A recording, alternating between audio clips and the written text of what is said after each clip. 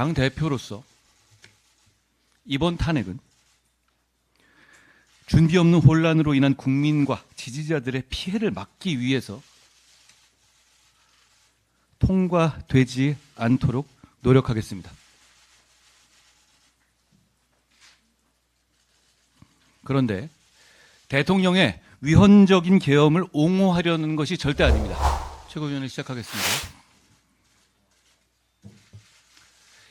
이미 어제 이전으로 돌아갈 수는 없습니다. 국민들께서 그걸 용납하시지 않으실 겁니다. 우리 당 의원들도 그리고 우리 당의 당원들도 엄정한 현실과 민심을 직시해야 합니다. 여러분, 그럼에도 불구하고 대한민국은 발전해야 하고 국민의 삶은 나아져야 합니다. 그러면서도 범죄 혐의를 피하기 위해서 정권을 잡으려는 세력은 또 막아야 합니다. 어려운 과제이죠. 계엄 선포 당일보다 사실 어제 그리고 오늘 새벽까지 더 고민이 컸습니다.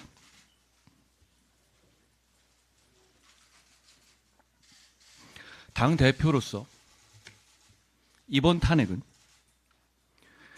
준비 없는 혼란으로 인한 국민과 지지자들의 피해를 막기 위해서 통과되지 않도록 노력하겠습니다. 그런데 대통령의 위헌적인 계엄을 옹호하려는 것이 절대 아닙니다. 저는 계엄 선포 최초 시점부터 가장 먼저 이번 사태에 대한 국민의 분노와 애국심에 함께했고 앞으로도 함께 할 것입니다. 대통령을 비롯해서 위헌적 계엄으로 국민을 불안하게 하고 나라에 피해를 준 관련자들은 엄정하게 책임을 져야 합니다. 어제 대통령을 면담했지만 대통령의 이 사태에 대한 인식은 저의 인식과 그리고 국민의 인식과 큰 차이가 있었고 공감하기 어려웠습니다. 대통령은 민주당의 폭거 때문에 어쩔 수 없이 비상계엄을 한 것이다 라고 말씀하셨습니다. 민주당의 폭거에 대한 문제의식은 저는 같습니다. 그렇지만 민주당의 폭거는 극심하고 반드시 심판받아야 하지만 위헌, 위법한 비상계엄을 합리화할 수는 없습니다. 일단 오늘 즉시 이번 사태에 직접 관여한 군 관계자들을 그 직에서 배제해야 합니다. 그래서 혹시 이런 일이 또 있을지 모른다, 또 이런 일이 준비될 수 있다라는 국민들의 불안을 덜어드려야 합니다. 이런 위헌, 위법한 계엄에 관여하면 즉시 처벌된다는 것을 보여서 군을 안정시켜야 합니다.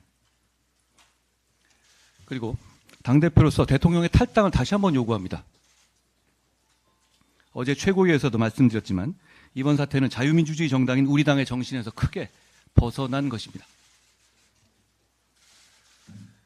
지지자들, 당원 동지들, 그리고 의원들께 말씀드립니다. 제가 책임지고 앞장서서 이 사태를 수습하겠습니다. 그 과정에서 대한민국의 정치인으로서 민심도 생각하고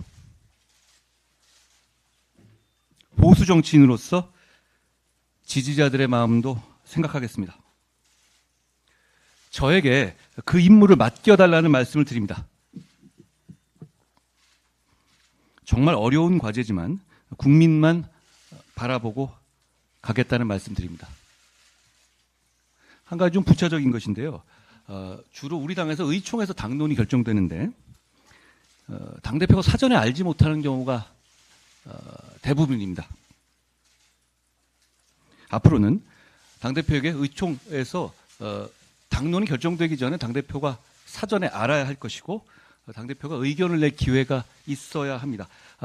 매번 당대표 모르게 당론이 결정된다는 것은 저는 문제가 있다고 생각합니다.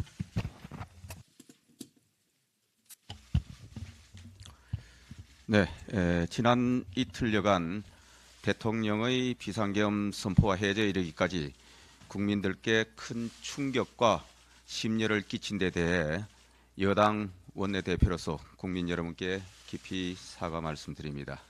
이러한 일련의 사태가 발생한 것에 대해 매우 유감스럽게 생각합니다.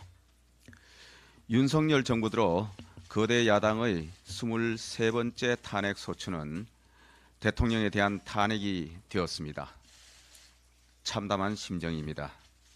지난번 박근혜 대통령에 대한 탄핵으로 남은 것은 극명하게 두 개로 갈라진 대한민국과 정치 보복, 적폐 수사뿐입니다. 그 상흔이 곳곳에 깊게 남아 있습니다. 대통령에 대한 탄핵은 또 한 번의 역사적 비극을 반복하는 일이 될 것입니다. 게다가 이제는 아예 의사일정 합의를 위한 일말의 노력조차 없이 오늘 본회의에서 감사원장과 중앙지검 지휘부에 대한 탄핵을 일방 처리하겠다고 합니다. 22대 국회 내내 민주당의 막가파식 폭거에 국회는 망가졌습니다. 국무위원, 정부위원, 수사검사에 이어 이제는 헌법기관인 감사원장과 국가수장인 대통령까지 겨냥하는 민주당의 전방위적 탄핵 남발은 국론 분열과 갈등을 부추기고 대한민국의 기능을 마비시키는 삼권 분립에 대한 위협입니다. 국민의힘은 대통령 탄핵 반대에 108명 의원의 총의를 모아 반드시 부결시킬 것임을 분명히 말씀드립니다. 이상입니다.